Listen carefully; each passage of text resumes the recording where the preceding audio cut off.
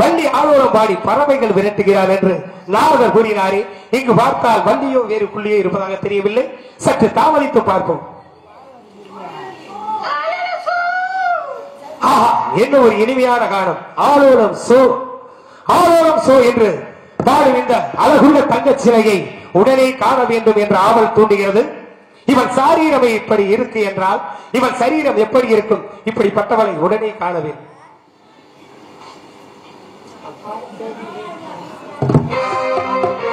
நான் பார்த்ததிலே அவன் ஒரு நல்ல அழகியதே நல்ல அழகியதே. நான் பார்த்ததிலே அவன் ஒரு நல்ல அழகியதே. நான் பார்த்ததிலே அவன் ஒரு பொய்மையதே ஒரு கவிதையதே. நான் பார்த்ததிலே அவன் ஒரு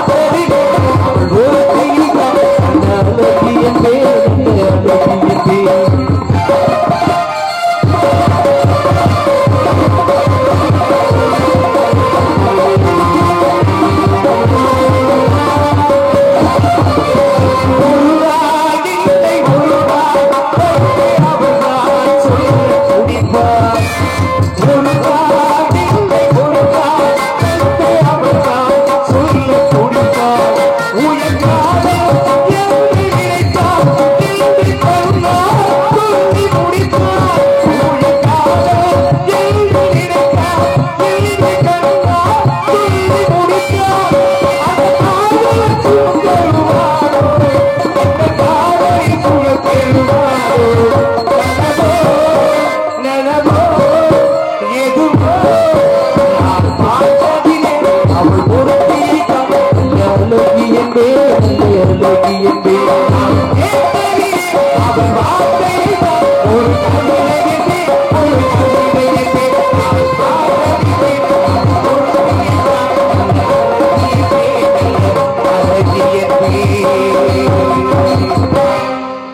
ஆலோலம் என்று குரல் காட்டி வீசும் இந்த அருங்குணத்தை சேலாடும் கண்ணை திரை மீது வைத்து சிங்காரி தன்னை காலோடு கால் சேர்த்து ராகபோக கலவி செய்தால் பாலோடு சேர்ந்த பழமும் தித்திக்கும் பழுதில்லையே.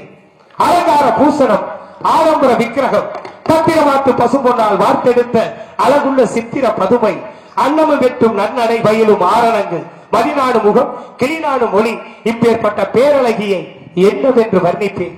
இந்த திரைப்பட சோலையிலே அந்த வள்ளி எப்படியெல்லாம் ஆடி பாடி பறவைகள் விரட்டாக என்று பார்க்கும்போது என் மனதுக்கு எட்டிய பாட்டாக பாடுகிறேன்.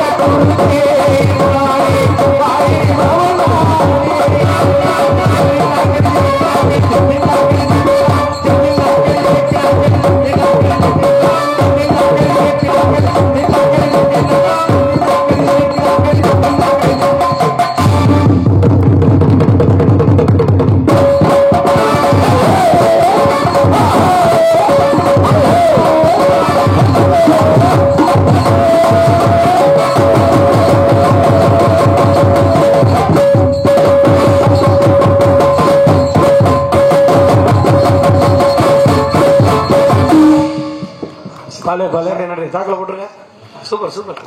இந்த பாட்டு சொல்லுங்க. முக்கணியின் சார் எடுத்து முத்தமிழின் தேன் எடுத்து அதை முப்பாலினை கலந்தால் எப்படி தித்திக்குமோ அப்படி அளவா இவ்வளவு குரல் வளம் அமைந்திருக்கிறது.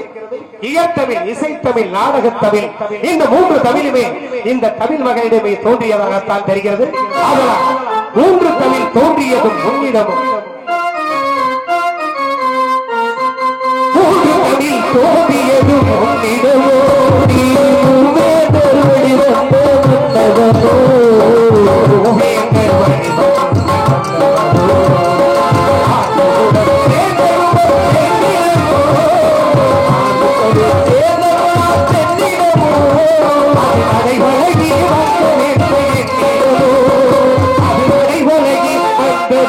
என்னிடமோ என்னிடமோ ஓடுவதி கோடியதும் உன்னிடமோ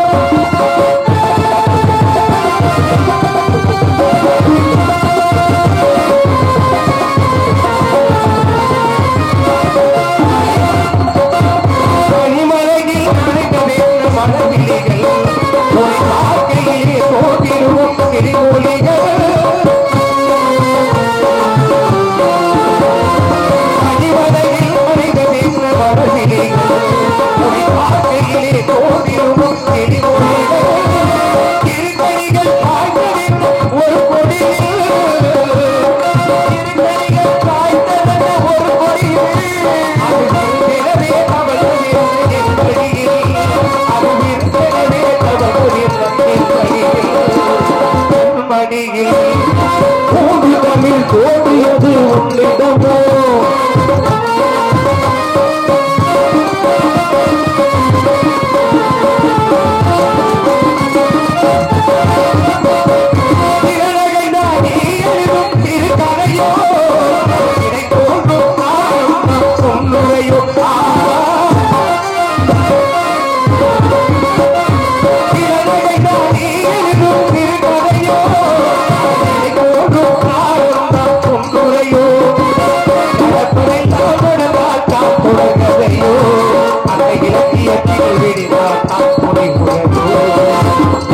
குணம் சேர்ந்ததுமோ பெருமினமோ நடைபழகி வந்ததென்ன என்னிடமோ அது நடைபழகி வந்ததென்ன என்னிடமோ என்னிடமோ ஓடுதவி ஓடியது உன்னிடமோ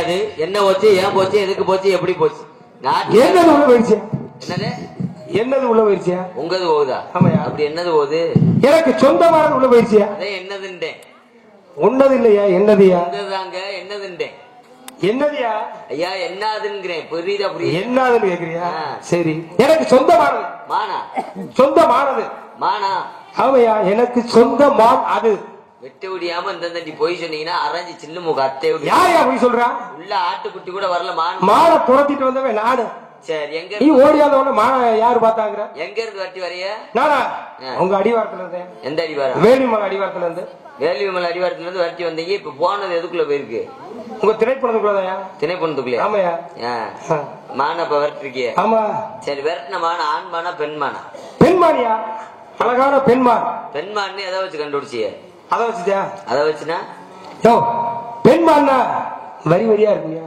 எதுல வரியா இருக்கு அது ஓடும் போது வாழை மால் இருக்குல்ல ஆமா வாழை வந்து மடக்கிட்டே ஓடும் இதே ஆண்மாரா இருந்தா வாழை தூக்கியபடி ஓடும் இது அப்படியே வெக்கப்பட்டு அந்த வாழை மடக்கிட்டே ஓடுச்சு அதனாலதான் பெண்மான்னு தெரிஞ்சுக்கிட்டேன் சரி பெண்மானு குட்டி ஓட்டமானா குட்டி போடாதமா ஈனா புருவமா அது எப்படி கண்டுபிடிச்சிய அத வச்சுட்டேன் எதை வச்சு ஈனா புருவம் அதாவது இந்த ஓடும் போது குட்டி போட்ட மாடா இருந்தா நம் குட்டிகள் பின் வருதாண்டு தொடர்ந்து பார்த்தபடியே ஓடும் பின்னோக்கி பார்த்தபடியே ஓடும் ஆனா இந்த மாடு அப்படி போல நேர்கொண்ட பார்வையோட ஓடியது அத வச்சுட்டேன் இது ஈனாத புருவமானு கண்டுபிடிச்சீங்க உங்க ஊர் எந்த ஊரு ஆனா வெள்ளிமலை வெள்ளிமலையா ஆமாயா வெள்ளிமலை தானா வெள்ளிமலை இருந்து வரையா உங்க பேரு கந்தவேட கந்தனா ஆமாயா அட கந்தா கந்தன் தானா உங்க அப்பா பேரு எங்க அப்பா பேரு சடைய உங்க அம்மா பேரு சடச்சி ஆடச்சி என்னையா இந்த வாரு எனக்கு தெரியலையா அப்போ தெரியுது வேட்டைக்கு வரும்போது எங்க அம்மா ஒண்ணு சொல்லி விட்டாங்க. என்ன சொன்னாங்க? வேலிமலை சாரல்ல மேற்பாடி சிற்றூர் கிராமம் அருகில உன் மாமன். என்னது பாடி? என்னது மேற்பாடி? மேற்பாடி மேற்பாடி தானே சிற்றூர் பக்கத்துல? ஆமாங்க, அதத்தான் சொல்றேன். அங்க உன் மாமன் நம்பி மண்ண இருக்காரு. சரி, அங்க போனீங்கடா அவங்க 6-7 பேர் இருக்காங்க. சரி, அதோட மட்டும் இல்ல, ஒரு பெண் குழந்தை எடுத்து வளர்த்து வர்றாரு. அந்த பிள்ளைய எப்படியாவது கல்யாணம் பண்ணி கூட்டு வந்து சொல்லி எங்க அம்மா அனுப்பிச்சு விட்டுருக்காயா. சொன்னாங்களா? ஆமையா. என்ன யாருன்னு தெரியுதா? யாருன்னு தெரியலையா? என்னைய பார்த்து தெரியலையா? ஏதோ ஏற்கனவே பார்த்த முகம் மாதிரி தெரியுது. அந்த வீரத்தேவன். வீரத்தேவனா? நம்பி. நம்பி எங்க அப்பா மாமா மையன். ஆமா ஆமா ஆமா. அப்ப சரி. அப்ப உங்க கூட பிறந்தது அண்ணன் தம்பி 7 பேர் இருக்காங்களா? எல்லாம் இருக்காங்க. சரி. இப்ப நீங்க என்ன பண்றீங்க? இப்ப சொந்தக்காரங்க கடை. ஆமா. சரி, இப்ப நான் எதுக்காக வந்திருக்கேன்னு சொல்லவா? எதுக்கு வந்தீங்க? சொன்ன உடனே வருத்தப்பட மாட்டீங்களா? சும்மா சொல்லுங்க. வெக்கப்பட மாட்டீங்களா? அதெல்லாம் வேதனைப்பட உதுத்துருவேன். அப்படியா? இப்படி ஆள்தாயா வேணும். சரி, நான் உங்க தங்கச்சி வள்ளியை தான் தேடி வந்தேன். தெரியும், அவர் நோக்கமாத்தே வந்திருக்கீங்க. மலையை போனாலும் மச்சிரம் தெய்வம். அதனால உங்களை தேடி வந்திருக்கேன். இத நற்காரியம் பண்ணி கொடுப்பீங்கன்னு நினைக்கிறேன். நீங்க உங்க ஆசைப்படியே சரி மான தேடி போறது மாதிரியே போங்க. ஆனா நான் தான் உங்களை உள்ள விட்டேன்னு சொல்லி சொல்லக்கூடாது. நீ எதுக்கு உள்ள விட்டியா? உங்களை உள்ள விட்டேன்னு சொல்லி காவலுக்குள்ள விட்டேன் அப்படி சொல்லியா? பாருங்க பாப்பா.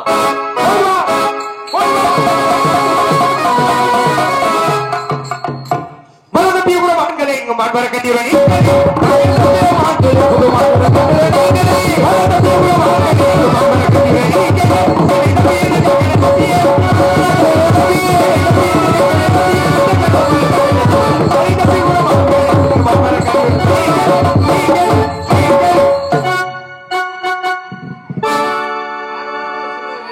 மனத்தடி வந்தவரை புரசிக்கா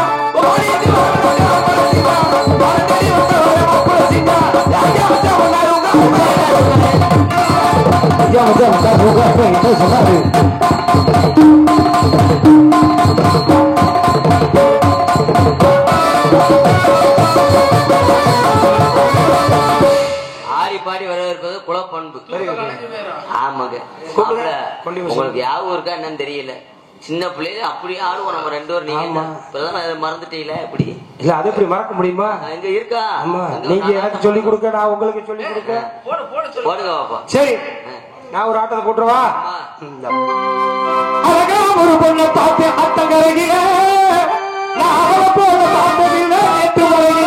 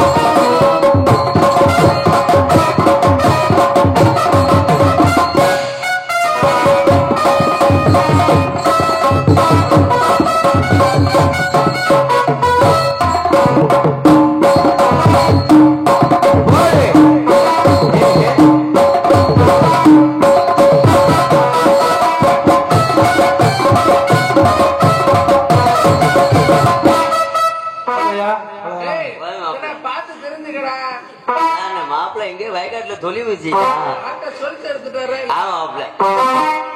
மாப்பிள்ள யாரு தெரியுதா? யாரு? இதே உங்க தங்கச்சி. யாரு? ஏன் தங்கச்சி? உங்களுக்கு தங்கச்சி வேணும். நீங்க கட்டி போறவங்க? ஆமாங்க. நீங்க கட்டிக்கிற போறவங்களா? ஆமா. அப்ப என் தங்கச்சி. ஆமா. சரி, இப்ப என் தங்கச்சி கூப்பிட்டா சொல்லுங்க. பார்த்த தங்கச்சி ஒடியாடா வள்ளிக்குன்னு. தங்கச்சி என் தங்கச்சி என் தங்கமான். Thank you.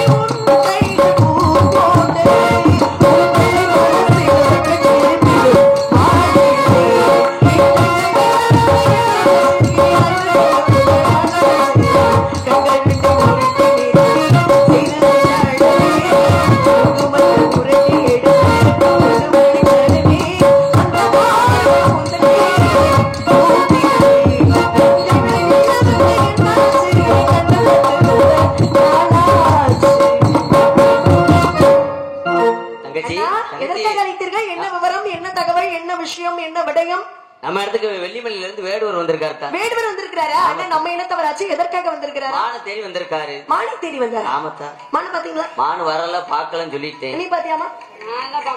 ஏன்னா இருந்தாதானே பார்ப்பதற்கு வாய்ப்பு இருக்கு. முதல்ல வாய்ப்பு இருந்தாதானே பார்க்க முடியும். ஆமாத்தா. சரி இருக்கட்டும். மான் வரல அப்படிங்கிற விஷயத்தை சொல்லி அனுப்ப வேண்டியதானே? சொன்னேன், இருந்தாலும் இடத்துக்குரிய தலைவியான உன்னிடத்துல கேட்க வேண்டும் என்று ஒரு ஆவலோடு இருக்கு. வாதத்தோட இருக்காரு. ஆமாத்தா. பிடிவாதம். ஏன்னா வாதத்திற்கு மருந்து உண்டு, பிடிவாதத்திற்கு மருந்து கிடையாது. பரவாயில்லையே. ஆனா வாதம் சனி பகவானுக்கே வாதம் சரியான ஊர் எது இதெல்லாம் இருக்கு இல்லையா?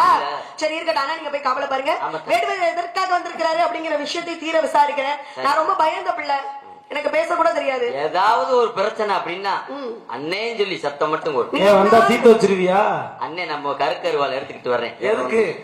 கருது இருக்கவா? நீ என்னான்னு முன்னோக்கி ஓடி வரணும். சரியா? போய் கவலை பாருங்க.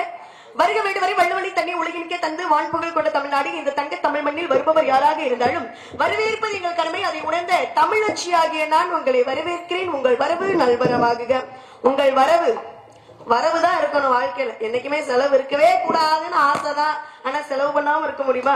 அதனால உங்களுடைய வரவு நல்வரவாகுக. எண்ணி துணிக கர்மம் துணி தப்பை எண்ணுவோம் என்பது இருக்கு. எப்பொருள் யார் யார் வாய் கேட்படும் அப்பொருள் மெய்ப்பொருள் காண்பது அறிவு அப்படின்னு திருவள்ளுவர் சொல்லியிருக்கிறாரு. நீங்க எதற்காக வந்திருக்கிறீங்க அப்படின்ற விஷயத்த அண்ணனும் தோழியும் கூறினாலும் நம்ம ஒரு செயலை செய்யணும், நம்ம வாழ்க்கையில வெற்றி பெறணும்னா அந்த வெற்றிக்கான செயலை யாரு செய்யணும்? யாரு செய்யணும்? நம்ம தானே செய்யணும். இப்ப ஒரு இடம் போய் நம்மளுடைய எண்ணத்தை தெரிவிக்கணும் அப்படின்னா யாரு போய் பேசணும்? நம்ம தான் பேசணும். அதனால நீங்க எதற்காக வந்திருக்கீங்க அப்படின்ற விஷயத்தை ரத்தின சுருக்கமாக எடுத்து கூறுங்கள், கேட்போம். வந்த தமிழகத்தின் வரவை கழுவாமல் வந்தோரை வரவேற்கும் பாங்கு குறையாமல் இன்னார் என்று இனம் தெரியாத என்னை வரவேற்கும் வரவேணர் குல மாதரசே, நான் வெள்ளிமலையை சார்ந்தவர். இந்த இடத்தில் தலைவியலும் அந்தஸ்தில் இருக்கக்கூடிய தங்களிடம் இந்த கந்தவேலனின் வணக்கம் பல. வேட்டை மார்க்கமாக வந்த என் கண்ணில் பட்டது மான்கள் கூட்டம். மான்களை கண்டதும் திகைத்து நின்றேன் ஒரு கணம். காரணம், ஒவ்வொரு மானும் ஒவ்வொரு விதமான அழகு. ஏனோ தெரியவில்லை, என்னை கண்டதும் மான்கள் அகன்று விட்டது. ஆனால் ஒரே ஒரு மான் மட்டும் என்னை பார்த்த வண்ணம் நின்று கொண்டிருந்தது. நான் மானை பார்க்க, மான் என்னை பார்க்க, மறுபடியும் மானை நான் பரிவோடு பார்க்க, மான் என்னை பார்க்க, பார்வையின் மயக்கம் மான் மீது காதலாக மாறியது. காதலாக மாறிய மானை கைப்பற்ற எண்ணி பிடிக்க முயன்றேன். உங்கள் திரைப்படத்தின் உள்ளே புகுந்து விட்டது. விரைந்தோடிய மான் விருப்பம் இல்லாமல் ஓடி இருந்தால் விட்டுவிட்டு சென்றிருப்பேன். ஆனால் அது என்னை பார்த்து என்ன கேட்டது என்று தெரியுமா? நீ என்ன பெரிய காதல் மன்னனோ என்று கேட்டது. நான் காதல் மன்னனோ என்னவோ அவசியம் இல்லை, ஆனால் காதலுக்கு மரியாதை தருவோம் என்று அந்த மான் அறிந்து தெரிந்து புரிந்து கொள்ள வேண்டும் என்பதற்காக புற புகுந்த புதிய மானை நாடி வந்தேன். பேசி முடிச்சிட்டீங்களா? நீயும் காதல் மன்னனோ அப்படின்னு கேட்டுச்சா? மன்னனுக்கு முதல்ல என்ன தகுதி இருக்கணும் தெரியுங்களா? நல்ல மக்களுடைய மனதை புரிந்து கொண்டு ஆட்சி செய்யக்கூடிய தகுதி மன்னனுக்கு இருக்கணும். மக்களுடைய மனதை நல்ல புரியக்கூடிய தன்மை இருக்கணும். மக்களுடைய தேவைகளையும் புரிந்து ஆட்சி செய்யக்கூடிய மன்னனா இருக்கணும். அந்த பக்குவம் மன்னனுக்கு இருக்கணும். இப்ப நீ ஒரு காதல் மன்னனா அப்படின்னு உங்களுடைய மான் கேட்டுச்சு அப்படின்னா அந்த மானினுடைய மனதை நீங்க நல்லா புரிஞ்சு வச்சிருக்கிறீங்கன்னு அர்த்தம். ஆமா, நீங்க காதல் ஐயா எல்லாரும் நல்லா கவனிக்கணும். என்கிட்ட பேசும்போது நல்லா யோசிச்சு பேசணும். சரி, பேசிட்டு யோசிக்க கூடாது. யோசிச்சு பேசுறவன் அறிவாளி. பேசிட்டு இப்படி எல்லாம் பேசிட்டோமே அப்படின்னு யோசிச்சா அப்படின்னா அவனுக்கு பேர் என்ன? முட்டாள் அப்படிம்பாங்க இல்லையா? நீங்க என்ன சொன்னீங்க? என்னுடைய மான் என்னை காதல் மன்னனோ அப்படின்னது நீங்க. அப்ப இந்த மானிற்கு மானுடைய மனதை நீங்க நல்லா புரிஞ்சு வச்சிருந்திருக்கணும். அதனாலதான் உங்களை அந்த மான் புகழுது இல்லையா? என்னுடைய காதல் அந்த அளவுக்கு ஆழமானது. அதனுடைய ஒவ்வொரு அசைவும் ஜாடையும் என் மனதில் அறியக்கூடிய தன்மை இருக்கு. இருங்களேன், முதல்ல நான் என்ன கேட்க வரேன் அப்படிங்கிற விஷயத்த உள்வாங்கினாதான் பதிலை சரியான பதில நீங்க கொடுக்க முடியும். இப்ப மான் நல்ல புகழ்ச்சிக்குரிய மானு, அப்புறம் ஏங்க உங்களை விட்டுட்டு ஓடுச்சு? உங்களை பிடிக்காம ஓடுச்சு இல்லையா? ஆனா நீயும் மன்னனோ அப்படின்னு ஒருத்தர் கேட்டார். ஓடுச்சுன்னு அது காரணம் சொல்லவா? ஓடுச்சுன்னு அது காரணம் சொல்லவா? உன் முகத்தை காட்டு. நீ எல்லாம் மன்னனா? நீ எல்லாம் மன்னனா? எல்லாருமே அவங்க அவங்க காதல் பண்ற பெண்ணுக்கு மன்னனா தான் தெரியும். அப்படி சொல்லுவேனா? உங்களை சொல்லலைங்க. அங்க கம்பனாகப்பட்டவன் சோழ மன்னனை பார்த்து கேட்டான், நீயும் மன்னனோ வளநாடு முன்னதோ? நல்லா கவனிக்கணும். நீயும் மன்னனோ வளநாடு முன்னதோ? உன்னை நம்பியோ தமிழை ஓதினேன், குரங்கேற்று கொள்ளாத கொம்பு உண்டோ அப்படின்னு பாடினது யாரு? கம்பனாகப்பட்டவன். சோழ மன்னன் என்ன பண்றான், நீ இனிமேல் என் நாட்டுல இருக்க கூடாது, புரியுதா? இங்க பாரு, உனக்கு இனிமேல் தகுதி இல்ல, என்னுடைய நாட்டுல இருப்பதற்கான தகுதி உனக்கு இல்ல. என்றைக்கு உன்னுடைய மகனாகப்பட்ட என்னுடைய பெண்ணை அம்பிகாவதியை காதலித்தானோ அன்றையில இருந்து நீ இருக்கக்கூடாது, இந்த நாட்டுல இருக்கக்கூடாது, எங்கேயாவது ஓடி போய் தப்பிச்சு ஓடி என் கண்ணு முன்னாடி நிக்காது அப்படின்னு சொல்லும் போது அப்பதான் கம்பனாகப்பட்டவர் இந்த கவிதை சொல்ற, நீயும் மன்னனோ வளநாடு முன்னதோ உன்னை நம்பியோ தமிழை ஓதினேன், குரங்கேற்றுக் கொள்ளாத கொம்பு உண்டோ, என்னை ஏற்றுக்கொள்ளாத மன்னனும் இவ்வுலகில் உண்டோ அப்படின்னு இன்னைக்கு கம்பனாகப்பட்டவன் கவி பண்ணார். மன்னரை பத்தி பேசுறதுனால இந்த ஒரு விஷயத்த சொல்றேன். சரி பரவாயில்ல, உங்க மானிங்க வந்துச்சு அப்படிங்கிறீங்கல்ல, இங்க வந்தது அப்படிங்கிறதுக்கு ஏதாவது ஒரு சான்று இருக்கா? சாட்சி? சாட்சியா? ஆமா, அதுக்கு சாட்சி நான் தான் சாட்சி. எப்படி நீங்க சாட்சின்னு நாங்க நம்ப முடியுமா? நீங்க நம்பலைன்னா அதுக்காக நான் விரட்டிட்டு வந்த மாதிரி இல்லன்னு சொல்ல முடியுமா? இப்படி எல்லாம் வம்பா பேசுனீங்கன்னு வச்சுங்களேன். வம்பா இல்ல, சொல்ற கேள்வி கேட்கிற கேள்விக்கு பதில் சொல்லணுமா இல்லையா? அப்புறம் அத கூட நான் சொல்லலைன்னா இங்க வேடுவன் அடிக்கிறதுல என்ன அர்த்தம் இருக்கு? பரவாயில்ல, பதிலுக்கு பதில் பேசணும், அதுதான் நல்ல அறிவாளித்தனம். பதில் தெரியுதோ இல்லையோ, ஆனா முயற்சி பண்ணணும்ன்ற ஒரு விஷயம் இருக்கு இல்லையா? நல்ல அருமையான முயற்சி தான். ஆனா யாருக்கிட்ட அந்த முயற்சியை செய்யணும் அப்படிங்கிற பக்குவம் பத்தல அப்படின்னு நினைக்கிறேன். என்ன யாருக்கிட்ட? இந்த இடத்துக்கு யார் தலைவி? இதனை இவன் இந்த இடத்துக்கு யார் தலைவி? நீங்க தானே. சம்பந்தப்பட்டவர்கிட்ட தான் பேச முடியும், சம்பந்தம் இல்லாதவர்கிட்ட பேச முடியுமா? ஒரு திருவள்ளுவர் ஒரு திருக்குறள் என்ன சொல்றாரு தெரியுங்களா? இதனை இவன் முடிக்கும் என்றாய்ந்து அதனை அவன் கண்படல்னு சொல்றாரு. இந்த திருக்குறளுக்கு என்ன அர்த்தம் அப்படின்னா, எதை எவனால செய்ய முடியுமோ அதை அவனால மட்டும்தான் செய்ய முடியும். அன்னைக்கு பாசுபத அஸ்திரத்தை யாருங்க வாங்க போனது? கற்றதை கற்றவனிடமே கூறு, அப்பதான் சிறப்பு கிடைக்கும். கற்காதவட்ட போய் சொன்னா சிறப்பு கிடைக்குமா? நான் விஷயத்துக்கு வந்துட்டீங்க. பாசுபத அஸ்திரத்தை யார் வாங்குறதுக்கு அன்னைக்கு போனா? பஞ்ச பாண்டவர்கள்ல அர்ஜுனன் ஆகப்பட்டவன் வாங்குறதுக்கு போனான். ஏன் மற்றவர்கள் வாங்கிருக்கலாமே, வாங்க போயிருக்கலாமே, தர்மன் வாங்க போயிருக்கலாம், பீமன் வாங்க போயிருந்திருக்கா, நகுலே சகாதேவன் இப்படி மற்ற நபர்கள் வாங்க போயிருந்திருக்கலாம். ஆனா பாசுபத அஸ்திரத்தை ஏன் அர்ஜுனன் வாங்க போகணும்? ஏன்னா அர்ஜுனனால மட்டும்தான் இந்த அஸ்திரத்தை வாங்கி வர முடியும் அப்படின்ற ஒரு விஷயம் அங்க இருக்கு. இப்ப மகாபாரதம் படிச்சிருக்கீங்களா? படிச்சிருக்கேன்.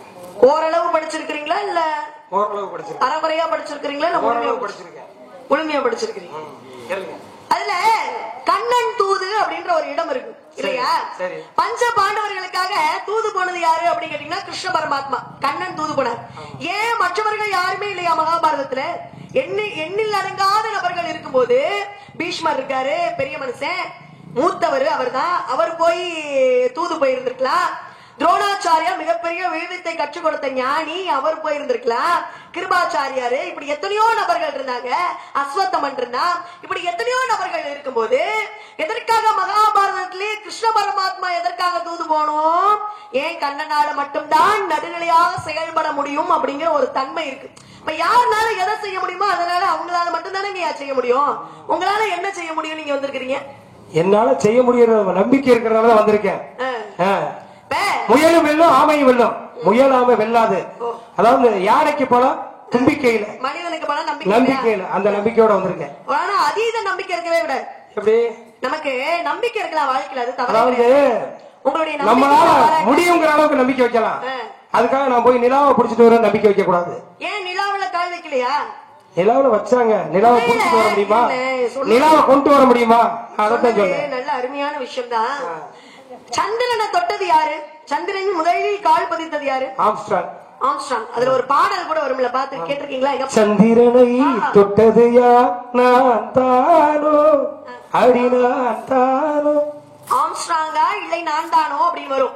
ஆனா முதலில் சந்திரனை தொடுவதற்காக நியமிக்கப்பட்டவர் யார் தெரியுங்களா? ஆம்ஸ்ட்ராங் கிடையாது. எட்வின் சி ஆல்ட்ரின் அப்படின்னு சொல்லப்படக்கூடிய ஒரு விஞ்ஞானி தான். அவரைத்தான் முதல் முறையாக சந்திரனுக்கு அனுப்பி வைத்தாங்க. இந்த ஆம்ஸ்ட்ராங் இருக்காரு பாருங்களேன், அவர் ஒரு துணை பயணியாக சென்றவர் தான். பாருங்க எந்த காலத்துல இடம்பெற்றது இவர் பேர் தானே. நீங்க சொல்ல வந்த விஷயத்த நான் மக்கள்கிட்ட கொண்டு போய் சேர்த்துக்கிறேன். ஏன்னா இதெல்லாம் எங்கேயுமே கேள்வியே பட்டிருக்க மாட்டாங்க இந்த மாதிரி விஷயம்லாம். ஏன்னா வரலாறும் தெரிஞ்சுக்கணும் இல்லைங்களா? அப்ப முதலாக சந்திரனை கால் வைப்பதற்காக அனுப்பப்பட்டவர் யாரு அப்படிங்கிறீங்க? எட்வின் சி ஆல்ட்ரின் அப்படின்னு சொல்லப்படக்கூடியவர். ஆனால் துணை பயணியாக போனவர் தான் யாரு? ஆம்ஸ்ட்ராங் அப்படின்னு சொல்லப்படக்கூடிய. போய் விமானம் ஆகப்பட்டது, இறங்குது, விண்கலம் இறங்குது சந்திரனிலே. அப்ப அறிவிப்பு வருது, தயாரா இருங்க, சந்திரனில் வந்து வந்தா சந்திர நிலவிற்கு வந்தாச்சு, கால்நடை எடுத்து வைப்பதற்கு தயாரா இருக்கணும் அப்படின்னு எட்வின் சி ஆல்ட்ரினுக்கு அறிவிப்பு வந்ததுமே எட்வின் சி ஆல்ட்ரின் என்ன தெரியுங்களா பண்ணாரு? சற்று சிந்தித்தார், சற்று யோசித்தார். ஐயோ, இதுல புவியீர்ப்பு விசை இருக்குமோ இருக்காதோ, நம்ம திரும்ப உயிர் பிழைத்து வருவோமோ வரமாட்டோமோ, நம்மளுடைய நிலை என்ன ஆகுமோ அப்படின்னு யோசிச்சாருல. உடனே அடுத்த அறிவிப்பு வந்தது, ஆம்ஸ்ட்ராங்க்கு அடுத்த அறிவிப்பு வந்தது. அவர் ரொம்ப யோசிக்கிறாரு. அதனால நீங்க சந்திரனில் காலடி எடுத்து வைங்க அப்படின்ற அறிவிப்பு வந்தது பாருங்க. சற்றும் கூட ஆம்ஸ்ட்ராங் யோசிக்கவே இல்லை. தன்னுடைய காலடியை, தன்னுடைய காலின் சுவடை சந்திரனில் உடனடியாக எடுத்து பதித்து விட்டார். அப்ப பாருங்க, யாருக்கு எந்த வாய்ப்பு கிடைத்தாலும் அதை யாரு எப்படி பயன்படுத்திக்கிறாங்க அப்படின்ற ஒரு விஷயம் இருக்குல்ல, அதுதானே ரொம்ப முக்கியம். உங்களால பயன்படுத்த முடியுமா? கையில என்ன வச்சிருக்கீங்க? சிலிமுகம். சிலிமுகம், கார்முகம், சிலிமுகம், இப்படி எத்தனையோ பெயர்கள் இருக்கு. இதை எதுக்கு பயன்படுத்துறீங்க? எந்த ஒரு ஜீவனையும் இதை காண்பித்தால் தன் வசப்படும். அப்படி வசியத்தன்மை உள்ளது, ஈர்ப்பு விசை உள்ளது. அப்ப உங்க கையில வச்சிருக்க சிலிமுகத்துக்கே அந்த தன்மை இருக்குல்ல. அப்படி இருந்தும் மான பிடிக்க முடியாம போனதுக்கான காரணம் என்ன? ஒருவேளை உங்களுக்கு அதற்கேற்ற பயிற்சி இல்லையோ, தகுதி இல்லையோ, திறமை இல்லையோ, தில்லு இல்லையோ. அப்படி இல்ல, அப்பேற்பட்ட மாடு அது. அத வந்து சிலிமுகத்தால பிடிக்க கூடாது. இப்ப பாத்தீங்கன்னா கஷ்டப்பட்டு பிடிச்சாதான் அது நினைக்கும். கஷ்டப்பட்டு பிடிக்கணும், இஷ்டப்பட்டு பிடிக்கணும். அப்பதான் அது ஒரு சுவாரஸ்யம் இருக்கும், அந்த பொருள் நமக்கு நிலைக்கும். சும்மா நோகாம போய் இத காமிச்சு பிடிச்சிட்டு வந்தோம்னா அவ்வளவு மகத்துவம் மிக்க மான் என்னோட மானு. அப்படிப்பட்ட மானை மனசுல இடம் பிடிச்சு கையால பிடிக்கணும்னு வந்திருக்கேன். நல்லா அருமையா பேசுறீங்க. அப்படி நினைப்பா நினைப்புதான் என் மேல நான் நம்பிக்கை வச்சிருக்கேன். நினைப்பு பொழப்ப கெடுக்குமா? நினைப்பு பொழப்ப கெடுக்குமா கொடுக்குமா? உருவத்தை பார்த்து உள்ளத்தை இடம் வரக்கூடாது. கஷ்டப்படலாம், இஷ்டப்பட்டு கஷ்டப்படலாம். நீங்க பாத்தீங்களா, நல்ல அருமையான வாக்கியம் தான்.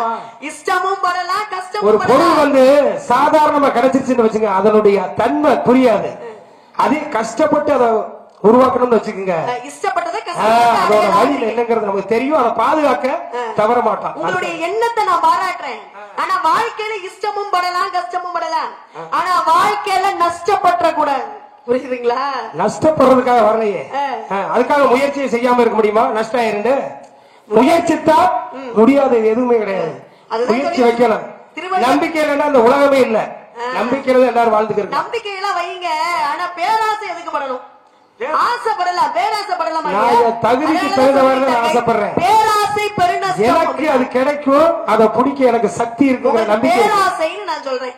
இது ஆசையா பேராசையா? இருங்க, உங்க வாயில இருந்தே நான் கொண்டு வரட்டுங்களா? என்னத்தை கொண்டு வரைய? உங்க வாயில இருந்தே பதில கொண்டு வரவங்க. கொண்டு வாங்க. வாயில இருந்து என்ன கொண்டு வர முடியும்? வார்த்தையை தான் கொண்டு வர முடியும் இல்லையா? அது நல்ல வார்த்தையா இருக்கலாம், தீய வார்த்தையா இருக்கலாம்.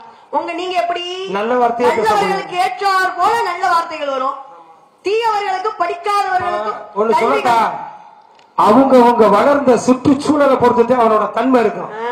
நான் வளர்ந்தது எப்படி வளர்ந்திருப்போம் அப்படித்தான் என்னுடைய பேச்சு வரும், என்னுடைய நடத்தை இருக்கும். அப்ப வாயில என்ன வரும்னு கேட்க கூடாது.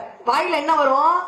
வார்த்தை தான் வரும். நல்ல வார்த்தைகள் வரும். நல்லா பேசுறது சரியான கேள்வியா இருந்தா வரக்கூடிய பதிலும் சரியா வரும். நல்லா பேசணும், நல்லதையே பேசணும் இல்லைங்களா? நான் எப்பயுமே நாகரிகமாக பேசக்கூடிய பிள்ளை, ரொம்ப பணிவா பேசக்கூடிய பிள்ளை. ஆனா என்ன, நீங்க வந்திருக்க இடம் சரியில்லை, அதனாலதான் கொஞ்சம் அதிகாரத்தன்மையோட பேசுறேன். ஏன்னா ஏற்றிருக்க வேடம் அப்படி இல்லையா? வேடத்திற்கு ஏற்றார் போல நடிப்பதுதானே சிறப்பா இருக்கும். இப்பதான் மான தேடி புதுசா வரீங்களா, இல்ல இதற்கு முன்பாக எதுவும் மான் பிடிச்சிருக்க? மான் அதாவது ஒரு போர்ல வெற்றி பெற்றதுக்காக ஒரு மான் பரிசா கிடைச்சிருக்கு. மான் பிடிக்கிறது இப்பதான் பிடிக்க வந்திருக்கேன்.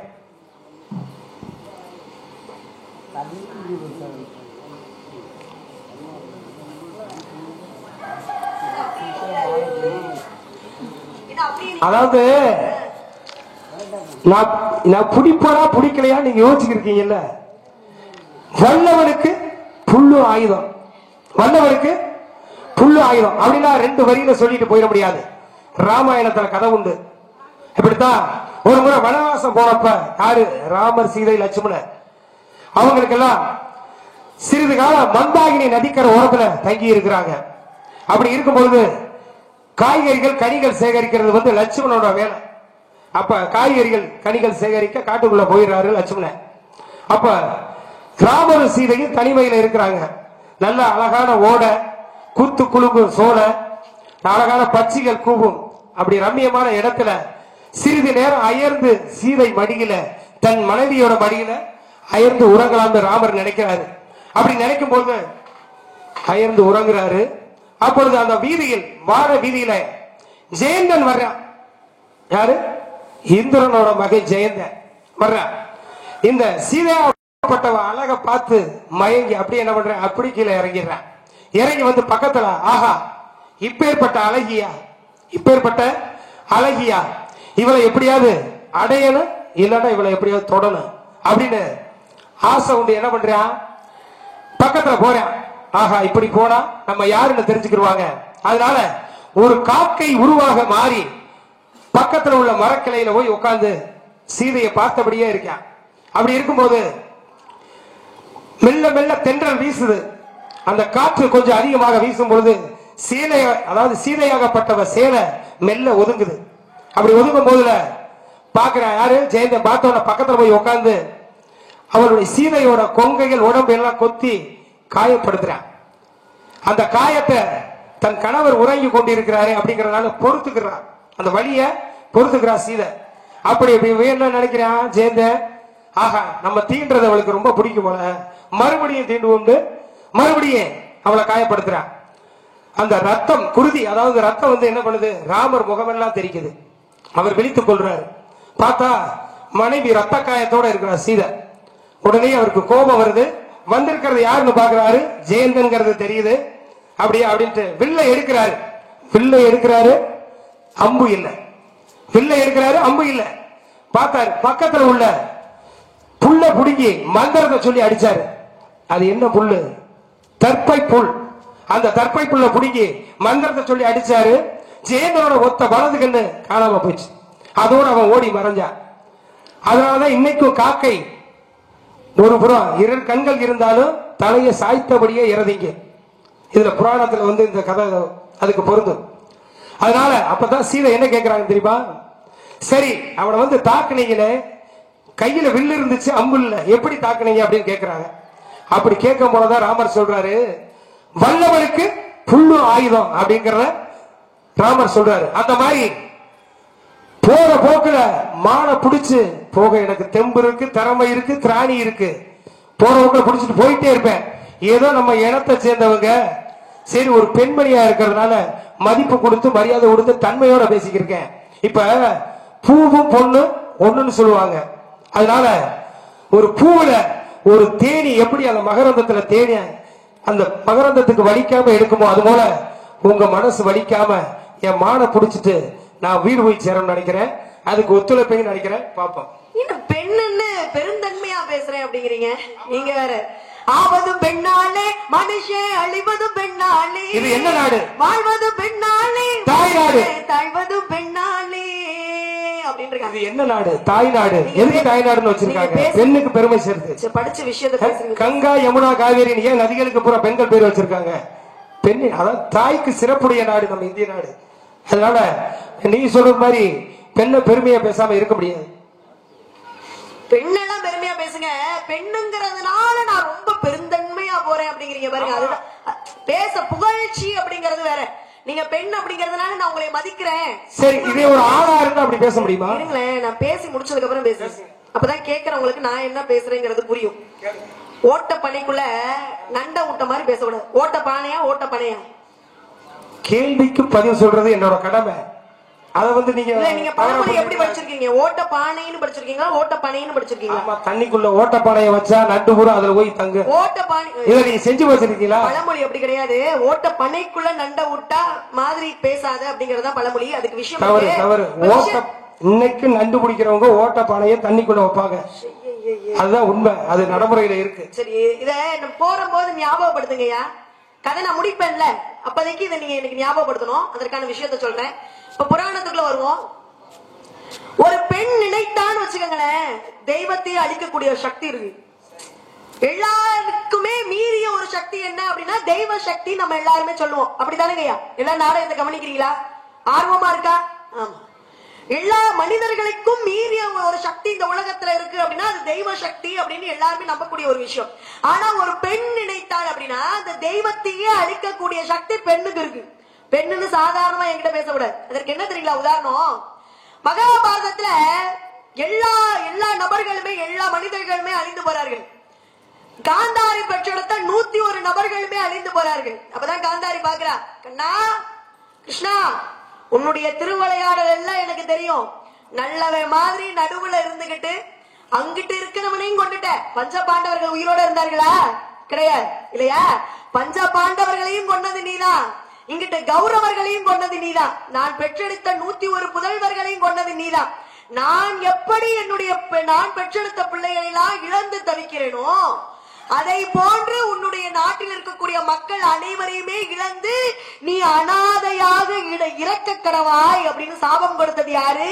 காந்தாரி ஆகப்பட்டவ. யாருக்கு சாபம் கொடுத்தா? கிருஷ்ண பரமாத்மாவுக்கே சாபம் கொடுத்துட்டா. யாரு? ஒரு பெண் நினைச்சா அப்படின்னா கிருஷ்ணனுக்கே சாபம் கொடுத்துட்டா. அதனால கிருஷ்ண பரமாத்மா மகாபாரத முடிவுல எப்படி இறந்தார்னு கதை படிச்சிருக்கிறீங்களா? நான் வனத்திலே ஒரு வேடுவனுடைய அம்பு பட்டு பாருங்க, சாதாரண ஒரு வேடுவனுடைய அம்பு பட்டு அந்த அம்பிலே தன்னுடைய கால் கட்டவர், கிருஷ்ண பரமாத்மாவுக்கு உயிர் எங்க இருக்குன்னு படிச்சிருப்பீங்க, கால் கட்டவர்ல இருக்கு இல்லையா?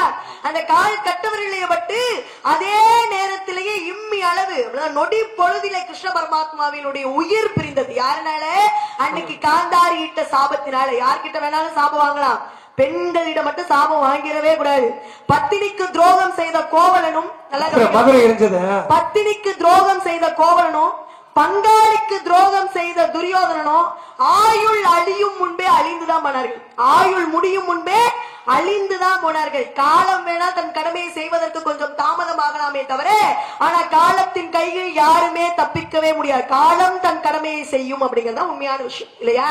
அதனால என்கிட்ட பெண்ணுன்றனால பெருந்தன்மையா போறேன்னு உங்களை நீங்களே புகழ்ந்துக்க கூடாது, சரிங்களா?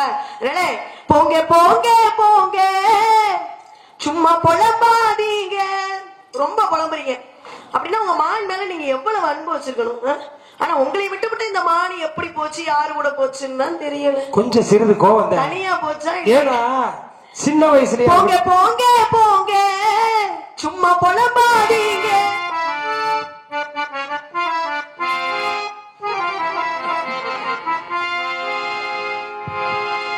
பொய்க்கு பொய்க்கு பொய்க்கிட்டே பொம்பை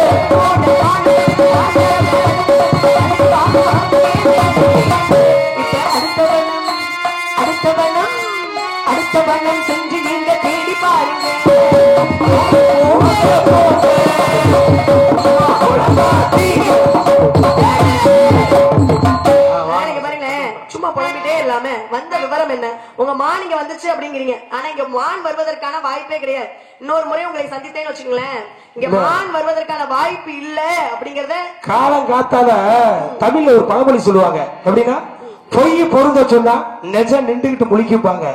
பொய்யே அவளை அழகா சொல்லிட்டா அங்க நெஜத்துக்கு இடமே இல்லை. அதனால எங்கள் முடிவாக்க முடியுமா, இனி முடியுமா, என்ன காணும் கனவு என்ன தெரியுமா,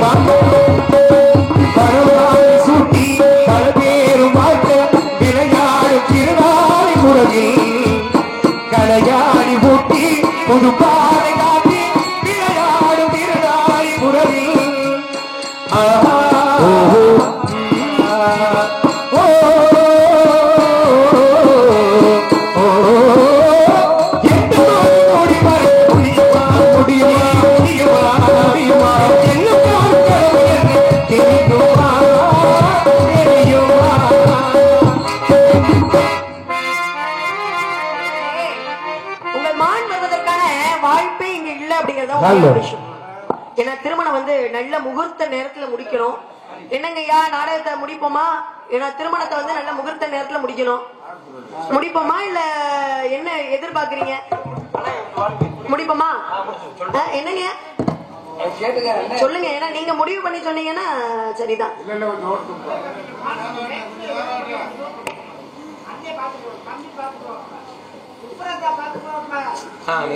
பாருங்க வேடுவரே, உங்கள் மானிங்க வருவதற்கான வாய்ப்பே கிடையாது அப்படிங்கறத உண்மையான விஷயம். இங்க என்ன விதைச்சிருக்கோம்? திணை விதைச்சிருக்கோம் இல்லையா? திணை சோலைக்குள்ள மான் வருவதற்கான வாய்ப்பு முதல்ல இருக்கா? மான் வந்ததற்குனா மான் வந்து இறை தேடி வரல. நான் பின்தொடர்ந்து வரும்போது பதுங்கிறதுக்கு ஏதாவது ஒரு இடம் கிடைக்குமான்னு வந்தது. அதனால அது வந்து மலையா குன்றா புல்லா புதரா இல்ல திணை விதைச்ச புதரான்னு தெரியாது. அதுக்கு 5 அறிவு கொண்ட மிருகங்களுக்கு கூட இந்த இடத்திற்கு போகலாமா வேண்டாமா அப்படின்ற தன்மை 5 அறிவு கொண்ட மிருகத்துக்கு தெரியும். 5 அறிவு கொண்ட மிருகம் சொல்லாதீங்க, அது பிறந்ததுல இருந்தே அதுக்குள்ளதான் சுத்திட்டு இருக்கு. அதனால எந்த இடத்துல என்ன இருக்குன்னு நல்லா தெரியும். இங்க பாருங்க, பைத்தியக்காரத்தனமா பேசக்கூடாது. மான்குட்டியை தேடி வந்தேன். காட்டுக்குள்ள இருக்கிற மிருகத்துக்கு காட்டுல எப்படி இருக்கு தெரியாது பேசுறீங்க, அப்புறம் கதைக்குள்ள பேசுறீங்க. ஏதாவது ஒரு முடிவுக்கு வாங்க. மான்குட்டியை தேடி தானே வந்தேன்னு வேடுவர் சொன்னாரு. அப்ப மான் என்ன மிருகம் தானே? அப்ப நான் அதனுடைய அடிப்படையில தானே நான் பேச முடியும். அப்ப அதை கேட்கணும், செவி கொடுத்து கேட்கணும் முதல்ல. இப்ப 5 அறிவு கொண்ட மிருகத்துக்கு கூட இந்த பாதையில போலாமா வேண்டாமா அப்படின்ற தன்மை தெரியும். தன்னுடைய கால் சுவடை இந்த இடத்துல வச்சு 10 கிலோமீட்டருக்கு அங்கிட்டு இருக்கக்கூடிய நீர்நிலையை கூட அருமையாக தெளிவாக கண்டுபிடிக்கக்கூடிய திறமை 5 அறிவு கொண்ட மிருகத்துக்கு இருக்கு. ஆனா இந்த 6 அறிவு கொண்ட மனிதனுக்கு ஏதாவது தெரியுமா? நிச்சயமாக கிடையாது. ஒரு யானை இன்னொரு யானையை வன்முறை கொண்டு கொள்ளாது. ஒரு பூனை வன்முறை கொண்டு தன் இனத்தை சார்ந்த ஒரு பூனையை கொள்ளாது. ஆனா 6 அறிவு கொண்ட மனிதன் மட்டும் தன் இனத்தை சார்ந்த ஒரு மனிதன் கொடூரமாக கொல்லக்கூடிய ஒரு இனம் இருக்கு அப்படின்னா அது எது? 6 அறிவு கொண்ட மனித இனம் மட்டும்தான். இப்ப நீங்க கேட்ட கேள்விக்கு நான் ஏற்கனவே விளக்கம் சொன்னேன். அதனால கவிஞர் வைரமுத்து சொன்னாரு, எல்லா பேரும் கொலகாரனா மாறதில்ல. சரி, நீங்க படிச்ச விஷயத்த பேசுங்க. படிச்ச விஷயம் பரவாயில்ல பேசுங்க. இல்ல ஏதோ சொல்ல வரீங்க பேசுங்க. அதனால கவிஞர் வைரமுத்து என்ன சொன்னாரு? அறிவில் 5 பெரியது 6 சிறியதுன்ட்டார். இதற்கு மேல மனிதனை வந்து கேவலப்படுத்தணுமா? கிடையவே கிடையாது. 5 அறிவு கொண்ட மான்குட்டிக்கு இந்த இடத்துல வரக்கூடாதுன்னு நல்ல தெளிவா தெரியும். என்ன காரணம் தெரியல? இங்க திணைச்சோலை விதைச்சிருக்கோம். இந்த திணையிலே சொனை என்று சொல்லப்படக்கூடிய ஒரு அரிப்பு தன்மை கொடுக்கக்கூடிய ஒரு விஷயம் வந்து திணையில இருக்கு. உள்ள போச்சு அப்படின்னா மான்குட்டிக்கு அரிப்பு ஏற்பட்டு அதனுடைய உயிர் போகக்கூடிய தன்மை கூட மான் குட்டிக்கு இருக்கு. அதனால மானுக்கு நல்லா தெரியும் எங்க இடத்துக்கு வரக்கூடாது அப்படின்னு. அப்படி தெரிந்திருக்கும் போது உங்க மானிங்க வந்திருக்கு அப்படின்னு நீங்க சொல்றீங்க அப்படின்னா இதற்கப்புறம் உங்க மான் உயிரோட சொல்றத பார்த்தா இவ்வளவு நேரம் பேசுறத வச்சு பார்க்கும் போல மானை வச்சுக்கிட்டே இல்லைன்னு சொல்றது மாதிரி இருக்கு. எப்படி மானை வச்சுக்கிட்டே இல்லைன்னு சொல்றது மாதிரி இருக்கு. வேணும்னா வேணும்னு சொல்லுங்க, பெருந்தன்மையோட விட்டு கொடுத்துட்டு போறேன் என் மானை. அதுக்காக காலகாத்தால வந்து இல்ல இல்ல இல்லன்னு சொல்ல இருக்குன்னு சொல்லி பழங்க. அடுத்தவங்க பொருள் மேல ஆசைப்படக்கூடாது. வேட்டைக்காரன் வந்தா வேட்டைக்காரன் பொருள் வேட்டைக்காரனுக்கே சொந்தம். பெருந்தன்மையோட கொடுத்துட்டு நம்ம இனத்துக்காரவங்க சந்தோஷமா அடிச்சுடுறது வழியை பாருங்க. இப்ப நம்ம கிட்ட யாரு எதை கேட்டாலும் இருக்குன்னு சொல்லி பழகணுமா? இல்லாத பொருளை இல்லன்னு சொல்ல முடியும், இருக்கிற பொருளை இருக்கிறதா சொல்ல முடியும். இப்ப இங்க வருங்க, இங்க உள்ளவங்க யாரு பூரா நீங்க எங்க இருக்கீங்க? இப்ப எந்த கதைப்படி நீங்க எங்க இருக்கீங்க? வேள்விமலை சார். இங்க உள்ள மக்கள் எல்லாம் யாருக்கு சொந்தம்? உங்களுக்கு தான் சொந்தம். சரி, உங்க நாட்டு மக்கள்கிட்ட கேளுங்க, மான் இங்க இருக்கா இல்லையான்னு நீங்களே கேளுங்க. இல்ல நான் கேட்கலாம். மான் இங்க இல்ல அப்படிங்கறதான் உண்மையான விஷயம். அவங்க கிட்ட கேட்போம். நடுவர் அவங்கதான். இருங்க, பொறுமையா இருக்கு. பதறிய காரியம் சிதறும், ஆத்திரக்காரனுக்கு புத்தி மட்டு அப்படின்னு இருக்காங்க. அவசரப்பட்டோம் அப்படின்னா எதையுமே நீங்க இவ்வளவு அவசரப்படுறதுனாலதான் பேசுறேன். இல்ல இவ்வளவு அவசரப்படுறதுனாலதான் மானும் பயந்துட்டு ஓடிருச்சுன்னு நினைக்கிறேன். இப்படி அவசரப்படுறவன்ட்டு இருக்கவே அப்படி இல்ல, சிறு வயதிலேயே விட்டுட்டு போயிட்டேன், அதனால என் மேல கொஞ்சம் கோபம், அதனால கொஞ்சம் ஓட விட்டு பாத்துருக்கேன். பேராசைப்படாதீங்க, பேராசை என்றைக்குமே பெரிய நஷ்டமா தான் ஆகும். வீட்டுல ஏற்கனவே ஒரு மான் குட்டி இருக்கும் போது இன்னொரு மானை தேடி இப்படி அலையணும்னு ஏதாவது விதி இருக்கா? மாய மானுக்கு ஆசைப்பட்டால யாரு? யாரு? மாயமானுக்கு சீதை ஆசைப்பட்டாங்க. சீதை ஆசைப்பட்டாளா? கடைசியில என்னாச்சு? ராமாயணம் படிச்சிருக்கீங்களா? மாரீசன் மாமா மாறி ஓடுனாரு. சரி, லட்சுமண கோட்டை போட்டாரு, கோட்டை தாண்டினாங்க. அந்த கோட்டை தாண்டலைன்னா ராமாயணமே இல்லையே. நான் அதெல்லாம் கேட்கலங்க. மாயமான் வந்தது, சீதை ஆசைப்பட்டா. அப்புறம் என்ன நடந்துச்சு? ராமன் துரத்தி போனாரு. துரத்தி போகின்ற வேலையில யார் வந்தது? ராவணன் ஆகப்பட்டவன் வந்து சீதையை கடத்தி போயிட்டாங்க. அவ மாயமானுக்கு சீதையை ஆசைப்பட்டதுனால ராவணன் கடத்தி செல்லும் நிலை ஏற்பட்டது. ராமன் மீது ஒரு அரக்கி ஆசைப்பட்டால, அவ பேர் என்ன? சூர்பனக ஆசைப்பட்டா. ஆசைப்பட்டதுனால என்னாச்சு? அடுத்தவன் புருஷன் மேல ஆசைப்படலாமா? அடுத்தவன் புருஷன் மேல ஆசைப்படக்கூடாது. ஏற்கனவே நமக்கு புருஷன் இருக்கும்போது அடுத்தவனுடைய புருஷன் மேல ஆசைப்படலாமா? மிகப்பெரிய தவறு இல்லையா? அதனால என்ன ஆச்சு? அடுத்தவன் பொருள் மேல ஆசைப்படக்கூடாது, தன்னுடைய பொருள் மேல ஆசைப்படுறதுல தப்பு இல்லைங்கிற நானு. இப்ப நீங்க ஒரு மானு இருக்கு, இன்னொரு மானு எதுக்குன்னு கேக்குறீங்க. நீங்க ஏன் அதை நினைச்சு வருத்தப்படுறீங்க? எனக்கு தெம்பு இருக்கு, நான் 2 மாடு கூட வச்சுக்கிறேன், இல்ல 4 மாடு கூட வச்சுக்கிறேன். இப்ப ஒரு உழவு தொழில் செய்ய 2 மாடுகள் ஊட்டிய ஏறு இருந்தா தான் அந்த உழவு தொழில் செம்மையாக. அது மாதிரி எனக்கு உழுக தெம்பு இருக்கு, நான் 2 மாடு வச்சுட்டு போறேன். உங்களுக்கு ஏன் கஷ்டமா இருக்கு? இல்ல, எனக்கு ஒரு வடிவேலுக்கு நகைச்சுவை தான் ஞாபகம் வருது. என்ன நகைச்சுவை? ஒருத்தனுக்கு எந்திரிச்சு நிக்கவே வழி இல்லையா அப்படின்னு ஒரு நகைச்சுவை வரும்ல, அதுதான் எனக்கு ஞாபகம் வருது. ஒரு மான் நீ பார்த்தது கூட அப்படியே பாத்துக்கிட்டீங்க? அப்படிதான் பாத்துக்கிட்டு இருக்கேன், அதான் நேர்ல பாத்துக்கிட்டு இருக்கேன்ல. ஏன்னா ஒரு மான் குட்டியை பிடிக்கிறதுக்கே வக்கு இல்லாம வகை இல்லாம துப்பு இல்லாம ஒரு பெண்ணிடம் வந்து ஏமா என் மான பாத்தியாமான்னு இப்படி கேட்டு கெஞ்சி நிற்கக்கூடிய நிலை இல்ல. நான் தான் மான ஓட விட்டேன், பிடிக்கிறோம். இடையில பேசாதீங்க. அப்ப நான் பேச மாட்டேன். அப்புறம் நீங்க தான் பேசணும். நான் இடத்த விட்டேன்னா நீங்க பேச மாட்டீங்க. எதுவுமே இல்ல, நீங்க பேசுங்க பாப்போம். மான் இங்கதான் இருக்கு அப்படின்னு ஏதாவது ஒரு கருத்து சொல்லுங்க பாப்போம். ஏதாவது ஒரு கதையோ புராணம் ஏதோ ஒண்ணு பேசுங்க. மான் இங்கதான் இருக்கு, மான் இங்கதான் இருக்கு. அதாவது பொறுமைக்கு எல்லை உண்டு, பொறுமைக்கு எல்லை உண்டு. சாடுங்கிறா காடு கொள்ளாது அப்படின்னா அது சும்மா சொல்லிட்டு போயிட முடியாது. இப்படிதான் சேது நாட்டு இளவரசன் சிசுபாலன் இருந்தான். எப்படி? சேது நாட்டு இளவரசன் சிசுபாலன். அவன் யாரு? சுலோதாவோட மகன். சுலோதா யாரு? கிருஷ்ணரோட அத்தை. அப்ப அவன் சிசுபாலன் பிறக்கும் போல எப்படி பிறக்கிறான்? 4 கைகள் 3 கண்களோட பிறக்கிறான். எல்லாரும் ஆச்சரியப்படுறாங்க, இப்படி ஒரு குழந்தையா? 4 கைகளும் 3 கண்களோட ஒரு குழந்தையா அப்படின்னு ஆச்சரியப்பட்டு அந்த பெற்றோர் என்ன பண்றாங்க, இந்த குழந்தை நமக்கு வேணாம், நம்மள எல்லாருமே ஒரு மாதிரி தவறா நினைக்கிறாங்க அப்படின்னு அந்த குழந்தைய அதாவது கொன்றலாம் அப்படின்னு ஒரு முடிவுக்கு வர்றாங்க. அப்ப ஒரு அசிரீரி குரல் ஒலிக்குது. என்ன சொல்லுது அந்த குரல்? இவனை நீங்க கொல்லக்கூடாது, இவனை வளர்த்து நீங்க பெரிய ஆள் ஆக்கணும், அதுதான் உங்க கடமை. அவனால உங்களுக்கு ஒரு சிறப்பு இருக்கு அவனை கொல்ல வேண்டியது யாருங்கிறது ஏற்கனவே தீர்மானம் ஆயிருச்சு. அப்ப இவனை கொல்றது யாரு எப்படி தெரியும் அப்படின்னா, நீங்க இந்த குழந்தைய கொண்டு போய் யாரு மடியில வைக்கிறீங்களோ அப்ப வைக்கும் போது இந்த 4 கைகளா உள்ளது 2 கைகளா மாறும், 3 கண்களா உள்ளது 2 கண்களா மாறும். அதை வச்சு நீங்க இவனாலதான் இந்த சிசுபாலனுக்கு மறைவு அப்படிங்கறத தெரிஞ்சுக்கலாம் அப்படின்னு சொல்லி அந்த அசரீரி சொல்லிட்டு போயிருது.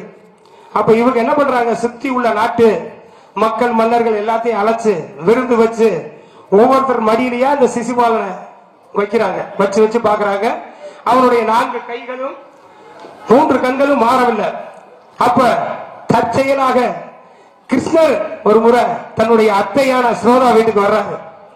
அப்ப வந்து விருந்தெல்லாம் சாப்பிட்டு அமர்ந்திருக்கும் போது, சரி இந்த குழந்தைய நம்ம மருமக கிருஷ்ணர் கையில கொடுப்போம் வச்சிருக்கட்டும் அப்படின்னு சொல்லி கொடுக்குறாங்க. அவனுடைய 4 கைகள் 2 கைகளா மாறுது, 3 கண்கள் 2 கண்களா மாறுது. அப்ப அந்த சிசுபாலனோட தாயார் ஸ்ரோதாவுக்கு தெரிஞ்சு போச்சு. அப்ப கிருஷ்ணனாலதான் நம்முடைய குழந்தைக்கு மரணம் என்பதை தெரிஞ்சுக்கிட்டாங்க. அப்பதான் போய் அப்பா மருமகனே கிருஷ்ணர், அப்பா மருமகனே நீ வந்து என் பிள்ளைக்கு வந்து உன்னாலதான் இறப்புங்கிறத தெரிஞ்சுக்கிட்டேன், நீ அவனை வந்து கொல்லக்கூடாது, எனக்கு சத்தியம் பண்ணி கொடு அப்படிங்கிறாங்க. எப்படி உன்னால என் குழந்தைக்கு இறப்பு வரக்கூடாது, நீ எனக்கு சத்தியம் பண்ணி கொடுன்னு கேட்கவும் அதுக்கு கிருஷ்ணர் மறுக்கிறாரு. அப்படியெல்லாம் நான் சத்தியம் பண்ணி தர முடியாது, வேணும்னா ஒரு வாய்ப்பு தர்றேன். என்னது வாய்ப்பு தர்றேன், 100 முறை அவன் செய்கின்ற குற்றங்களுக்கெல்லாம் நான் பொறுத்துக்கிறேன். அப்படி 100 குற்றங்களை தாண்டினா அவனுடைய உயிருக்கு உத்தரவாதம் இல்லை, அப்புறம் நீங்க என்ன வருத்தப்படக்கூடாதுன்னு சொல்லிடுறாரு. அதே மாதிரி காலங்கள் கடந்து போகுது. ஒரு முறை யுதிஷ்டர் ராஜசூய யோகம் நடத்துறாரு. அந்த ராஜசூய யோகத்துல கிருஷ்ணருக்கு மகுட சுத்தி மரியாதை செலுத்துறாங்க. அப்படிப்பட்ட அந்த சபையில எல்லா நாட்டு மன்னர்களும் கூடுறாங்க. அங்க இந்த சிசுபாலனும் போறான். இந்த சிசுபாலன் அங்க போய் சிசுபாலன் போய் அங்க அந்த கிருஷ்ணரை வந்து என்ன சொல்றாங்க, ரொம்ப அவதூறா பேசுறான். ஒரு முறை இல்ல, இருமுறை இல்ல, பல முறை ரொம்ப கிருஷ்ணரை நிந்தித்து பேசுறான். கிருஷ்ணர் பொறுத்து பார்த்தாரு, 100 குற்றங்களுக்கு மேல அவனுடைய பேச்சு தாண்டிருச்சு. அப்பதான் தன் சக்கராயுதத்தால சிசுபாலனுடைய தலையை துண்டித்து விட்டாரு. அப்படி இருந்தா என்ன காரணம், பொறுமைக்கு ஒரு எல்லை இருக்கு. அதனால நீங்க பார்த்தா ஏதோ நம்ம இனத்தை சேர்ந்தவங்க மாதிரி தெரிறீங்க, ஏதோ மான நின்ற இடத்திலேயே காரியம் சாதிக்காம உள்ள போய் எனக்காக ஒரு முறை பார்த்துட்டு வந்து, ஐயா உங்க மாடு இங்கதான் இருக்கு, நான் தான் தெரியாம சொல்லிட்டேன், நீங்க நல்லபடியா அந்த மாடை கொண்டு போய் உங்க ஊர் போய் சேருங்கன்னு சொல்லுவீங்கன்னு உங்க மேல ஒரு நம்பிக்கை வச்சிருக்கேன். ஓடி வந்த மாலை தேடி வந்து நானே வேடர் குலமாறி வேட்டகம் வந்தேனோ, ஓடி வந்த மாலை தேடி வந்து நானே வேடர் குலமாறி வேட்டகம் வந்தேனோ, வேடர் குலமாறி வேட்டகம் வந்தேனோ.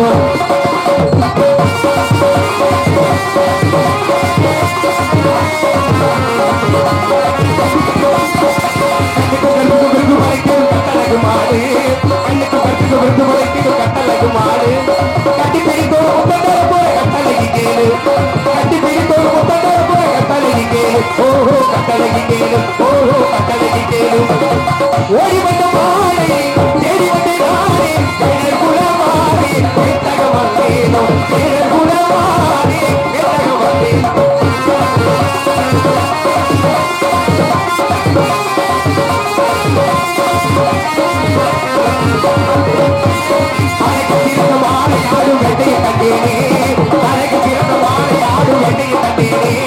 தழுவியவரை பிடிக்க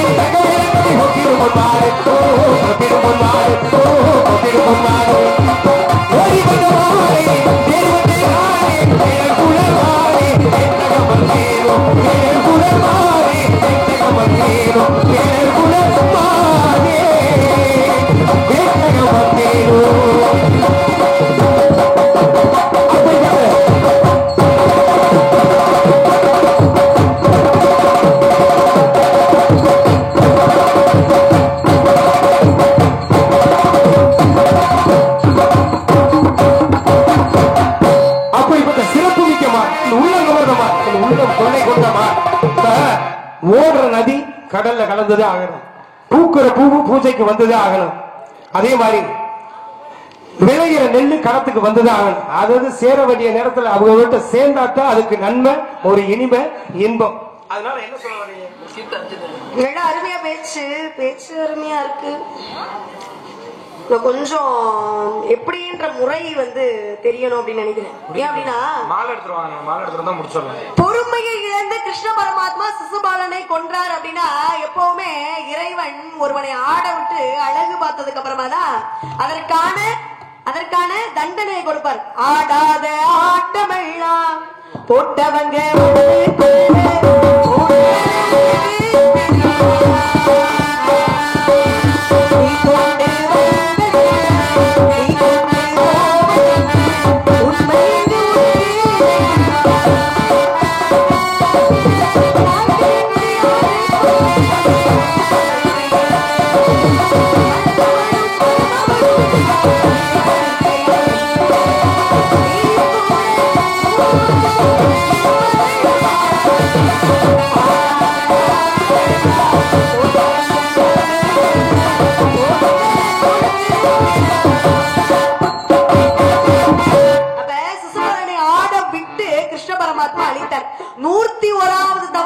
செய்தியோ அப்பதான் உன்னை கொள்ளுவேன் அப்படின்னு நிபந்தனையை கொடுத்துதானே அழிச்சாரு.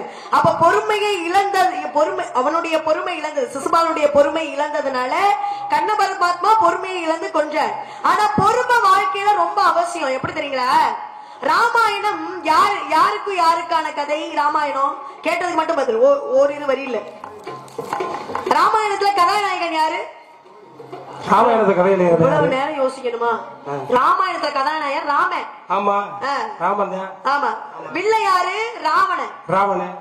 இப்ப ராவணன் என்ன சிவபெருமான் என்ன வரம் வாங்கினா அப்படின்னா, என்னை யாருனாலே அழிக்க கூடாது. தேவர்கள், முனிவர்கள், விலங்குகள், எந்த பறவைகள் யார் மூலியமாகவும் எனக்கு அழிவு வரக்கூடாது. இறைவன் நீயே நினைச்சாலும் என்னை அழிக்க கூடாது, அப்படி ஒரு வரத்தை கொடுக்கணும் அப்படின்னு வாங்கிட்டான். இறைவனும் கொடுத்துட்டாரு. ஆனா அங்க ஒரு விஷயத்தை அவன் மறந்துட்டான். என்ன தெரியுங்களா மறந்தான்? மனிதர்களை ரொம்ப அற்பமாக நினைச்சான். மனுஷனாலையா போய் நமக்கு ஒரு இறப்பு வரப்போகுது, நம்மளே மிகப்பெரிய வீரன், நம்மளே போய் ஒரு சாதாரண மனிதனால அழிவு நமக்கு வருமா அப்படின்னு, மனிதனால் எனக்கு இறப்பு ஏற்படக்கூடுவதை நீ தடுக்கணும் அப்படின்னு அன்னைக்கு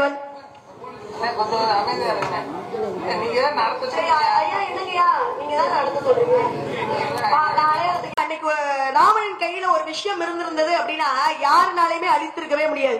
அந்த விஷயம் என்ன தெரியுங்களா? சந்திரகாசம் என்று சொல்லப்படக்கூடிய வாள். அன்னைக்கு பொறுமையை இழந்து ஜடாயு என்ற பறவை என்ன பண்ணா? ராவணன் ஆகப்பட்டவன் தாக்கி ஜடாயுவை கொன்றான். ஆனா சிவபெருமான் என்ன நிபந்தனை கொடுத்தாரு? இருங்க, இப்பதான் அப்புறம் நான் பேச விட்டேன் அப்படின்னா நீ எதுவுமே பேச முடியாது. பேசாம இருக்கணும். நான் பேசும்போது இடையில வார்த்தைகளை விடாம இருக்கணும். நான் ரொம்ப கோவக்கார பிள்ளை, புரியுதுங்களா? ரொம்ப தன்மையா பேசிட்டு இருக்கேன். இன்னைக்குதான் முதல் தடவை உங்களை சந்திக்கிறதுனால ரொம்ப பொறுமையா போய்கிட்டு இருக்கேன். அதனால கொஞ்சம் பொறுமையை பாதுகாக்கணும். ஜடாயு என்ற பறவையை அழித்தான். ஆனா சிவபெருமான் அவனுக்கு வரத்தை கொடுக்கும் போதே, சந்திரகாசம் என்ற ஆயுதத்தை சிவபெருமான் ராவணன் கொடுக்கும் போதே சிவபெருமான் என்னங்க சொன்னாரு? இடையில கேள்வி எல்லாம் கேட்க தெரியுதுல, நான் இடையில கேள்வி கேட்டெல்லாம் பதில் சொல்ல தெரியுமா? இப்ப பேசாம நிக்கணும். அப்ப ராவணனுக்கு சிவபெருமான் என்ன நிபந்தனை கொடுக்கிறாரு? இந்த ஆயுதத்தை ஆயுதம் ஏந்தியவர்களோடு மட்டும்தான் நீ வைத்து சண்டையிடணும். ஐயா கவனிக்கிறீங்களா?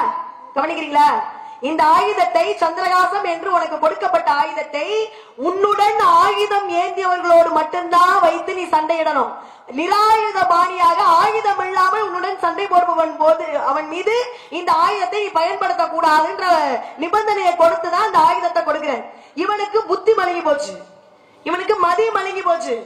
இவன் எல்லாம் என்றைக்குமே உருப்படவே முடியாது ராவணனுக்கு. ஏன்னா ஒரு பெண்ணின் மீது எப்போது ஒருவனுக்கு ஏக்கம் வருதோ அன்னைக்கே அவனுடைய அழிவுக்கு காரணம் அப்படின்னு அர்த்தம்.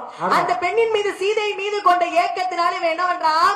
எப்படியாவது அந்த பெண்ணை அடையணுமே அப்படின்ற நோக்கத்துல ஜடாயு என்ற பறவை பாய்ந்து வந்தது. சீதையை கடத்தி கொண்டு போகும்போது தடுப்பதற்காக ஜடாயு என்ற பறவை வந்தது. அந்த ஜடாயுவை எதை வைத்து அழித்தான்? எதை வச்சு கொண்டா? சந்திரகாசம் என்று சொல்லப்படக்கூடிய ஆயுதத்தை வச்சு ஒரு பறவையை கொண்டுட்டான். உடனே அந்த ஆயுதம் என்ன ஆச்சு? மீண்டும் சிவபெருமான்டே போயிடுச்சு. அந்த ஆயுதம் மட்டும் ராவணனிடம் இருந்திருந்தா ராமாயணத்துல ராவணனை இறைவன் நினைத்திருந்தால் கூட கொல்ல முடிஞ்சிருக்காரு. அப்ப பொறுமை என்பது வாழ்க்கையில எவ்வளவு மிகப்பெரிய விஷயமா இருக்கு இல்லையா? அதனால பொறுமையை நீங்க எல்லாம் கடைபிடிக்கணும் அப்படின்னு சொல்லிட்டு பக்கத்திலே கண்டிப்பான் இருக்கு அதன் அருமை புரியல.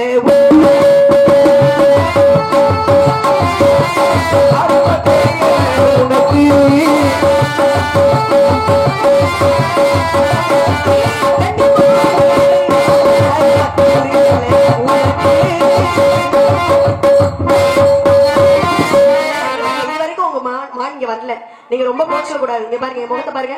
பேசக்கூடாதுன்னு சொல்லக்கூடாது, பேசுறவங்க பேசிட்டாங்க. இல்ல பேச கையை கட்டி நிக்கிறது இல்ல, பேசலாம், இடம் கொடுத்து பேசணும். ரெண்டு பேருமே பேசணும்னா நல்லா இருக்காது இல்லையா? அதனால இன்னொரு மேடையில உங்களுக்கு வாய்ப்பு கொடுப்பாங்க, நிச்சயமாக நீங்க பேசிட்டே இருக்கலாம். அதனால சொல்லுங்க. ஜாட பேசுறதுல ரொம்ப கெட்டிக்காரி ஒழுங்கு. நான் ஜாடையெல்லாம் பேசல, உங்களுக்கு பேசுறேன். ஒன்னு தெரிஞ்சுக்கங்க, கல்விக்குரிய கலைமகளே இன்னும் படிச்சுக்கிட்டு தான் இருக்கா. யாரு? கல்விக்குரிய கலைமகளே கயக்கிரி வரைக்கும் இன்னும் படிச்சுக்கிட்டு தான் இருக்கா. கட்டது கைமண் அளவு கண்ணாது உலகம். எல்லாருமே தெரிஞ்சவங்க யாருமே கிடையாது. இன்னும் கத்துக்கிற வேண்டிய சாகு வரைக்கும் கத்துக்கலாம். அவ்வளவு விஷயம் இந்த உலகத்துல இருக்கு. அதனால பரவாயில்ல, நல்லா பேசுறீங்க, நல்லா பாடுறீங்க, நல்லா உங்க திறமையை பாருங்க. நன்றி நன்றி நன்றி. நீங்க கோச்ச கூடாது. ஒரு சின்ன விஷயத்தை மட்டும் சொல்லிக்கிறேன், எதுக்குமே நீங்க கோச்ச கூடாது. என்ன காரணம் தெரியுங்களா? இந்த இடத்துக்கு நான் யாரு? வள்ளி அப்படிங்கறத விட என்ன பொறுப்பு எனக்கு இருக்கு? தலைவி அப்படிங்கிற பொறுப்பு எனக்கு இருக்கு இல்லையா?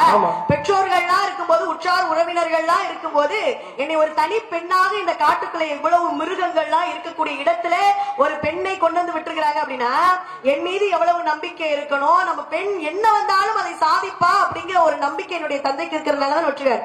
இந்த இடத்துல வந்து நீங்க மான தேடி வந்தேன்னு சொல்ல, ஆணுக்கு பெண் சமமே என்பது இன்னைக்கு வந்து உண்மைதானே? அதை யார் மறுக்கணும்னு சொல்ல, இன்னைக்கு பெண்களும் ஆணுக்கு சமமா எல்லா வேலையும் செய்யறாங்க. அப்ப போய் உள்ள போய் பாருங்க, உங்களுக்கு வாய்ப்பு கொடுத்து நான் சும்மா நினைன்னு வச்சுங்களேன், இந்த நான் ஏற்றிருக்கக்கூடிய வேடத்திற்கு மதிப்பு இல்லாம போயிடும். இப்ப ஏற்ற வேடத்திற்கு ஏற்ற மாதிரி என்ன பண்ணணும்?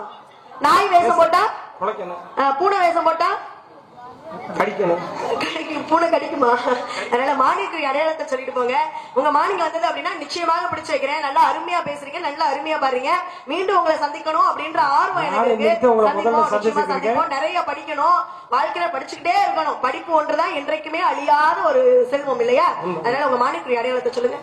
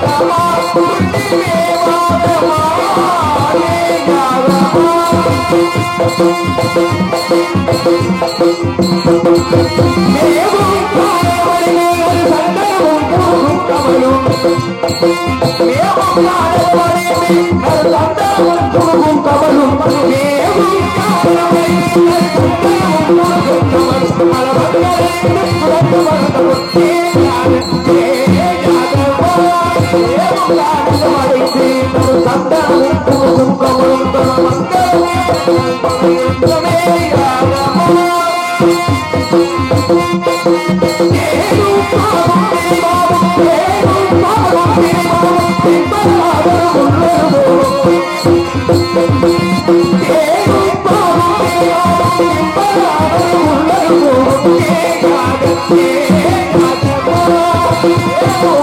பாவும் திணை மாவும் தின்பது நானோடு புல்லுடுவோம் நானோடு புல்லுடுவோம்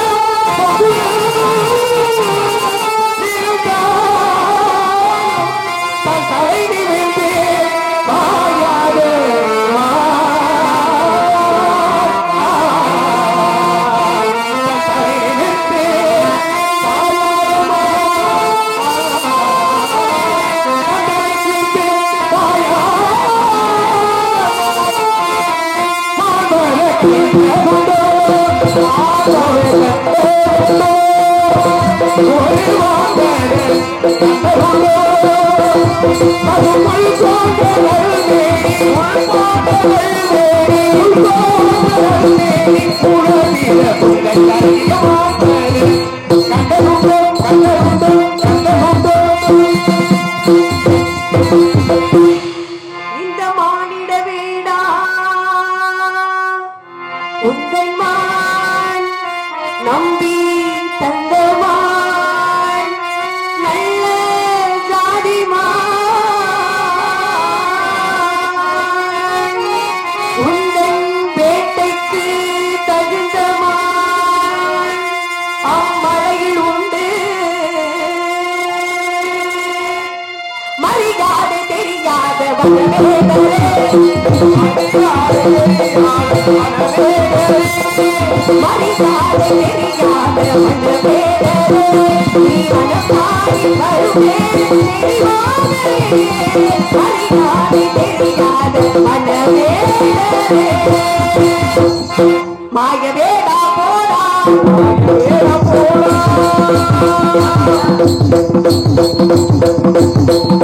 மாயவேடா போடா வெண்ணலை வடிவத்தில் வந்து மம்புகள் செய்வதே மாயவேடா போடா போடா போடா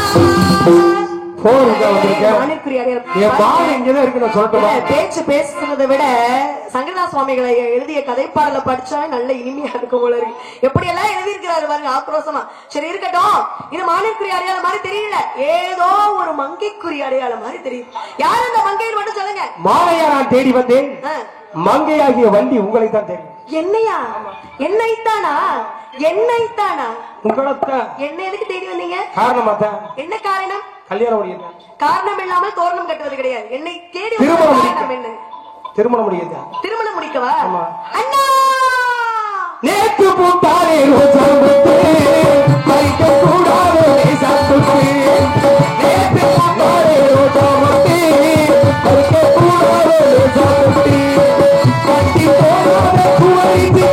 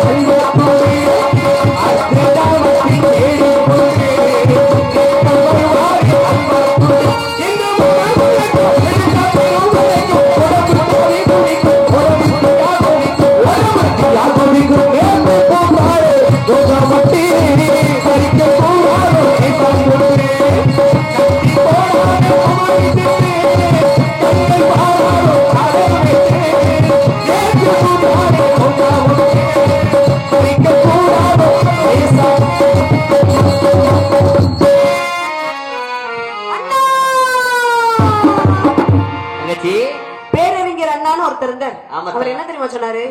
எதையும் தாங்கும் இதயம் வேண்டும் அப்படின்னாரு.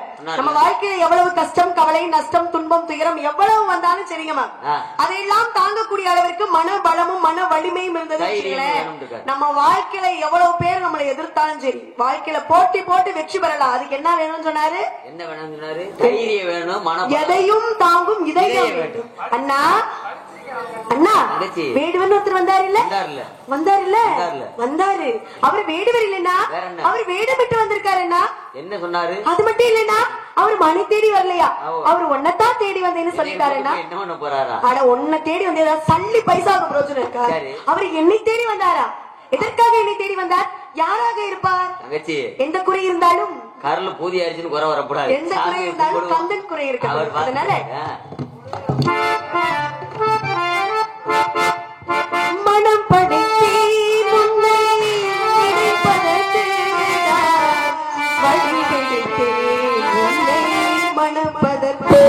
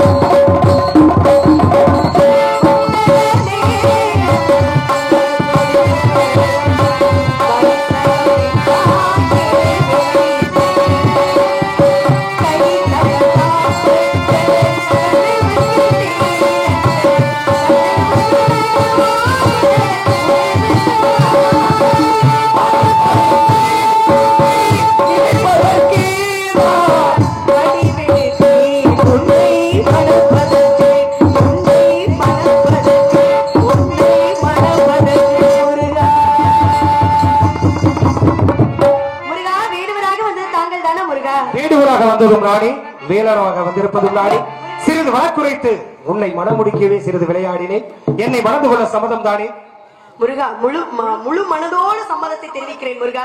இன்று முதல் தேவலோகத்திலும் பூலோகத்திலும் வள்ளி தெய்வானை சமேத சுப்பிரமணியன் என்று அழைக்கப்பட வேண்டும். என்றும் என்றென்றும் என் பெயருக்கு பின்னர் தான் தங்களுடைய பெயரும் தங்கள் முதல் மனைவியின் பெயரும் வந்தாக வேண்டும். அது மட்டும் அல்லாது நாடகம் வைத்த ஊரினுடைய பெயர் கோவில்பட்டி. நாடக தாண்டகம் தெளிவா கோவில்பட்டி, தாண்டவம்பட்டி. நாடகத்தை வைத்து ரசித்து பார்த்த, நாடகத்தை அதை வைக்கணும் அப்படின்னு முற்பட்ட அனைத்து மக்களும், நாடகத்தை பார்த்து கழித்த மக்கள் அனைவருமே நீடோடி வாழணும், நீண்ட செல்வத்தோடு ஆரோக்கியத்தோடு பெற்று வாழணும் அப்படின்னு கேட்டுக்கிறேன் முருகா. இதுவே என்னுடைய வேண்டுகோள். எல்லா வளமும் நலமும் பெற்று சுவிட்சமாக வாழ அருள் புரியட்டும். அப்படி ஆகட்டும். விளங்கட்டும். இருந்தாலும் தரத்தில் முதற்தரவை கொடுத்து இன்று முதல் வள்ளி தெய்வயானை சமேத சுப்பிரமணியர் என்று இந்த உலகத்தில் போட்டு